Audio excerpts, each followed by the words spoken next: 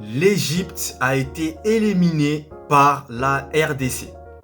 Les amis, bonjour à tous et à toutes, j'espère que vous allez tous et toutes bien depuis la dernière fois.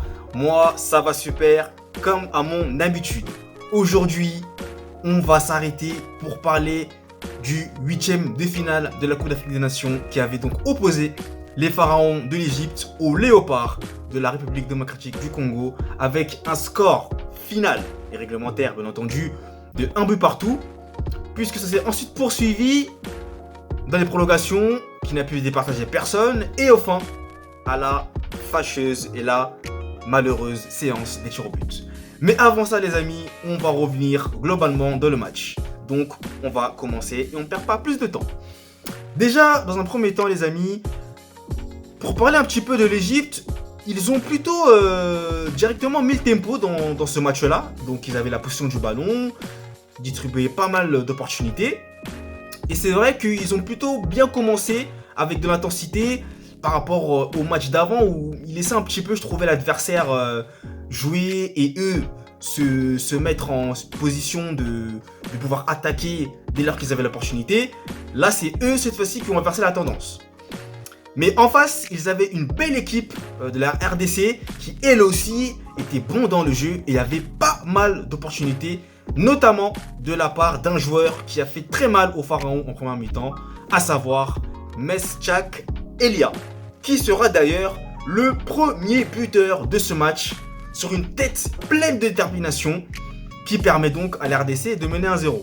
Il faut savoir également que lorsque ce but a été mis par ce joueur-là, les Pharaons s'étaient arrêtés de jouer parce qu'ils réclamaient une touche en leur faveur. Ce qui n'a pas été le cas et malheureusement ils ont été punis de la foulée. Mais justice entre guillemets sera rendue puisque peu de temps plus tard, les Pharaons vont obtenir un penalty. Là ça a été joué à l'expérience, hein, clairement le capitaine vient l'obtenir à l'expérience, ça se ressent. Et Mostafa Mohamed ne va pas se louper et transformer ce penalty qui va permettre à l'Égypte de revenir rapidement à un but partout. Ensuite, seconde mi-temps, c'était tout simplement incroyable puisque les deux équipes pouvaient tuer l'une ou l'autre. En d'autres termes, dans un premier temps, vous avez la RDC qui pouvait prendre le devant grâce notamment à une occasion ratée de Cédric Bakambu. Et par la suite, vous avez également l'Égypte qui aurait pu marquer à 5 minutes de la fin. Je ne sais plus c'était quel joueur qui a raté son contrôle à la surface de réparation. Il a raté vraiment une opportunité en or de pouvoir marquer.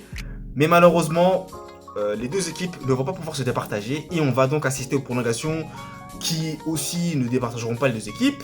Et là les amis, on arrive au moment que vous attendez tous et que j'attends moi aussi, à savoir la séance des tirs au but. Alors faut savoir dans un premier temps que Mostafa Mohamed, qui avait été le buteur sur le penalty, a raté son penalty. Donc déjà, ça partait pas bien. Par la suite, la RDC qui pouvait en profiter, n'en profite pas, puisque l'autre joueur également de la RDC rate son penalty aussi. Donc les amis, on a une égalité parfaite. Et là les amis, ça va commencer à être serré de bout en bout. Et on va arriver au duel des gardiens. Oui, entre Gabaski, il me semble, et Mpassi. Les amis, ça va être légendaire, puisque c'est Gabaski qui va tirer en premier face à Mpassi. Et malheureusement pour le gardien égyptien, il va manquer son tir au but. Donc là, ça laisse l'opportunité au léopard et à Mpassi de non seulement devenir le héros, mais en plus de filer en quart et d'éliminer l'Égypte. Et les amis, vous connaissez déjà la chanson, vous connaissez déjà la musique. Mpassi ne va pas se louper et il va parfaitement ouvrir son pied, le mettre à l'opposé de Gabaski et permettre, contre toute attente, à la RDC de sortir l'Égypte et de rejoindre la Guinée en quart de finale de la Coupe d'Afrique des Nations. Exceptionnelle séance des tirs au but.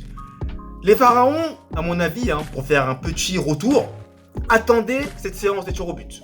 Pour moi, ils pensaient clairement pouvoir aller au bout et battre la RDC. Et bien malheureusement, ça n'a pas été le cas. La RDC a été plus solide et la RDC, les amis, élimine l'Égypte au bout du bout de cette interminable séance des tirs au but. Tout simplement légendaire, Mpassi, le héros de la RDC.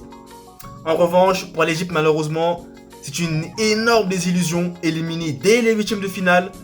Faut notamment rappeler qu'il y avait Mohamed Salah qui était absent et également le gardien qui était présent avant que Gabaski le remplace, qui était lui aussi absent.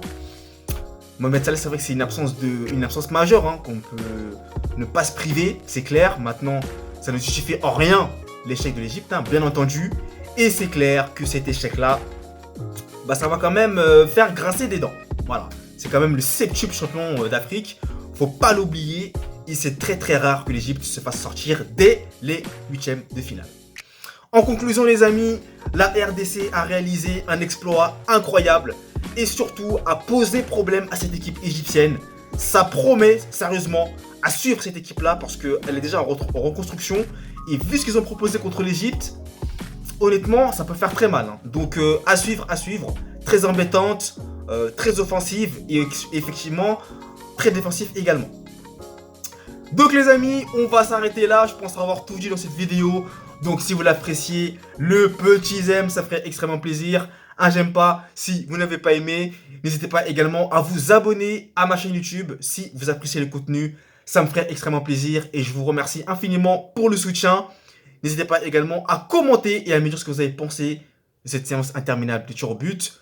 N'hésitez pas aussi à commander mon livre disponible sur Amazon qui retrace notamment le parcours de Lionel Messi, le lien dans la barre de description. Et nous, on se retrouve comme d'habitude très très vite pour de nouvelles vidéos. Allez, peace!